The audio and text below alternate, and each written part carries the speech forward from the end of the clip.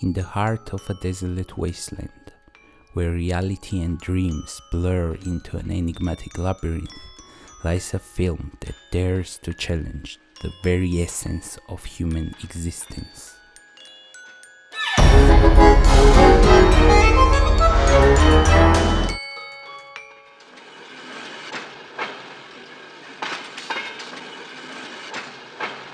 Welcome to the world of Stalker, a place where the boundaries of science, faith, and the human psyche converge in a mind-bending journey that will leave you questioning everything you thought you knew. Let the journey begin, and welcome to the zone. We don't know much about the zone. One day it appeared magically, and it's very dangerous. So you need a stalker to navigate it. Stalker is a guide. He knows the zone and he knows how to sneak past the police guarding the zone. He will guide you to the room. The room is your destination. When you enter the room, your deepest desire shall be fulfilled. Now that you're all caught up, welcome to the zone and let's explore it a bit. Take a moment to absorb the silence. Notice all the decaying military equipment. Humans tried to send an army here, and this is the result. They hold no signs of damage. It's as if people inside just died. And here's the building that houses the room. This is our destination. Here's where your deepest desire will come true. It's so close, right? Within arm's reach. No. Stalker warns you that walking directly to the room is a suicide. You have to take the long way around. But be careful, the zone is not kind to strangers. One misstep and you're gone. So follow your stalker's directions exactly. Don't walk straight ahead. Now walk straight ahead. Don't go back to the same place you come from. No alcohol, no weapons. Don't touch the trees. Then the stalker attaches a piece of cloth to a bolt and throws it ahead. He tells you this is how he checks for danger. Stalker tells you to just trust him. So you follow him and go deeper into the zone. By now, you're already quite close to the room. But before you can get in, there's one final obstacle you have to overcome. A place called the meat grinder. There's probably a lot going on that you don't understand. You might be feeling lost. Don't worry, let's travel through this place together, and I promise you, I'll explain everything. I'm gonna show you a scene now, and I'd like you to tell me what's missing from it.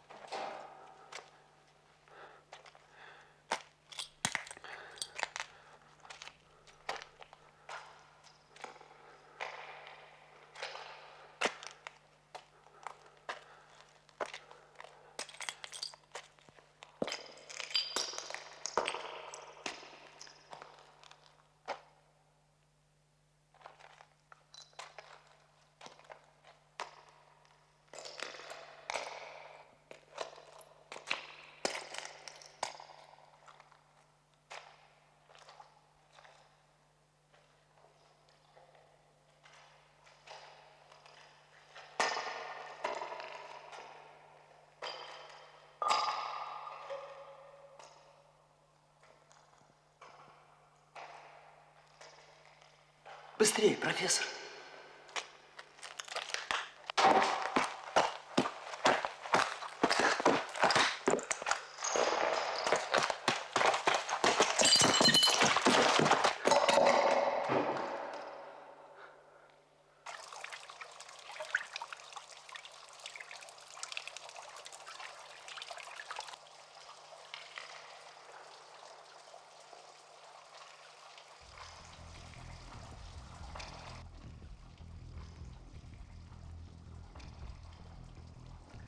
It's the danger. The looming threat is missing. Think about it. We just witnessed a person walk through a pipe. What's so special about this? Why are we so afraid? We've never even seen a single thing out of ordinary, yet we're expected to believe in all this danger. It's the Stalker who's cultivated that fear within us. Think back on all those rules. Don't they appear almost comical now? Yes, you do see destruction and decay around us. But so what? It could have been caused by something ordinary. Radiation, perhaps. And the room, our final destination, the room that grants wishes. Almost laughable, isn't it? You know everything about the zone from the Stalker. But what do you know about the Stalker? You paid him to lead you to the room. So what if he's lying to you? Maybe he's just a con artist who made everything up for money. I think it's time for us to look at the main characters of the movie. There's 3 of them. The writer, the scientist, and the Stalker. The writer is a suicidal, nihilistic mess. He frequently challenges the Stalker and tells him to his face that he made everything up. In one of the scenes, he openly defies the Stalker. He frequently says that he does not believe in the zone. However, despite all his dissent, he never dares to fully defy the rules himself. He gets close to it, but always backs down at the last moment. But could you blame him? Are you so sure in your faith that you would put so much at stake? The consequences of being wrong are so high, and the reward for being right, negligible.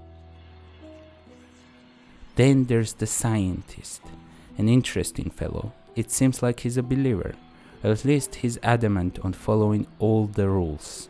So does that mean he has faith in the zone, in the Stalker? No, I don't think he does. He only follows the rules when it's convenient for him. You see, for the scientist, the zone is just a tool that can be abused by the would-be dictators of the world. Just like religion was once a tool used by kings and emperors to control the masses, so could be the room. Meanwhile, our Stalker is like a priest. He blindly believes in the zone, in its magic and its danger. He loves the zone for what it is, not because of what it gives.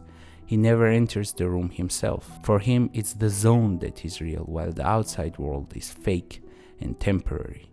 This is signified by the fact that the zone is shot in color, while the outside world is in sepia. In his mind, he's not doing anything for money. No, he's just trying to guide others to happiness, a happiness that resides within the room.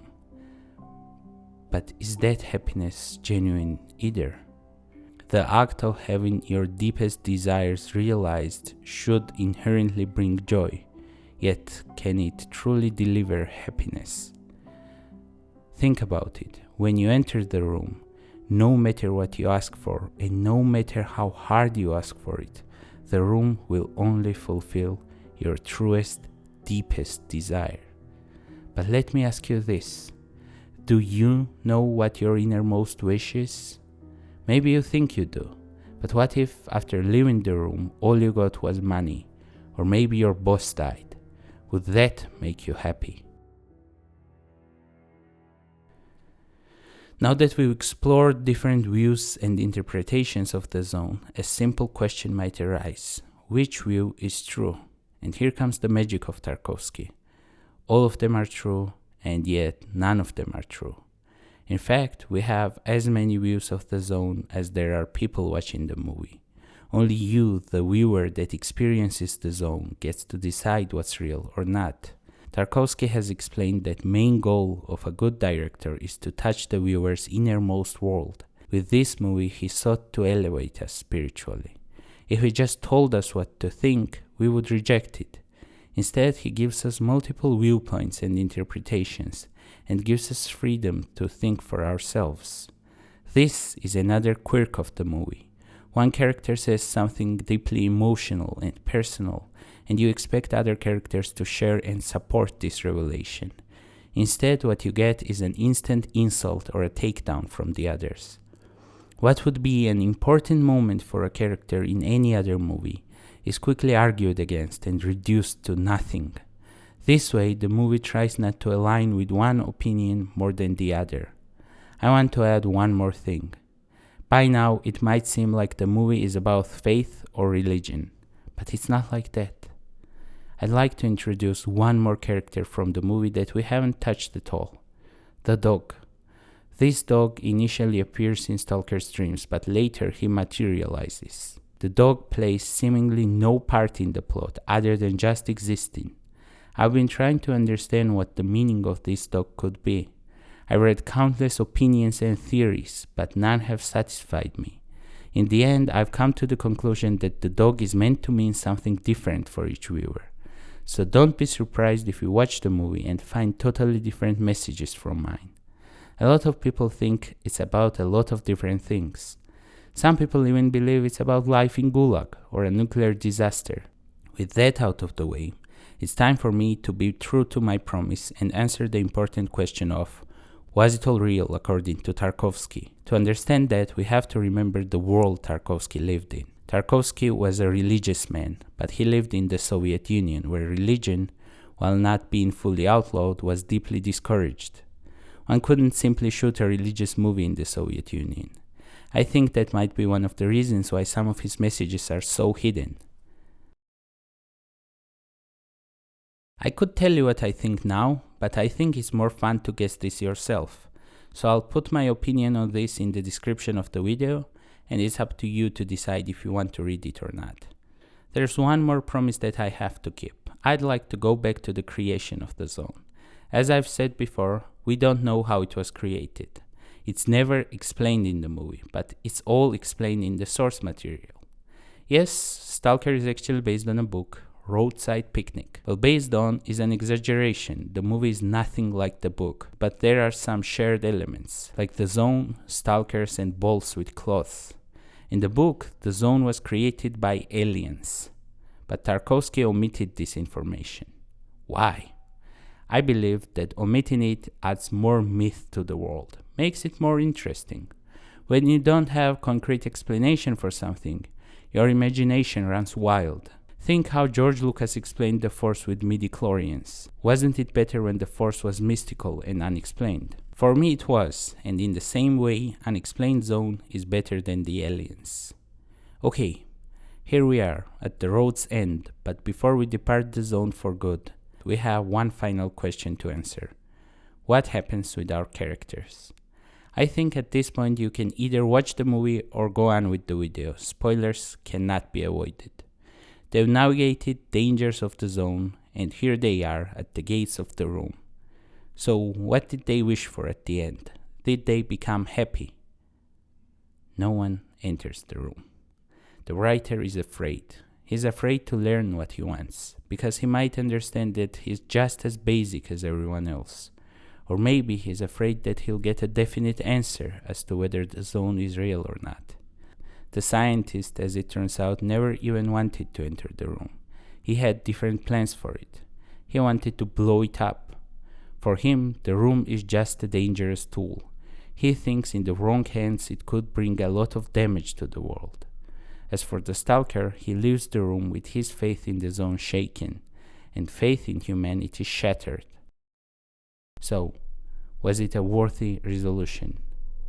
For me it was, but I'm curious to see what you think.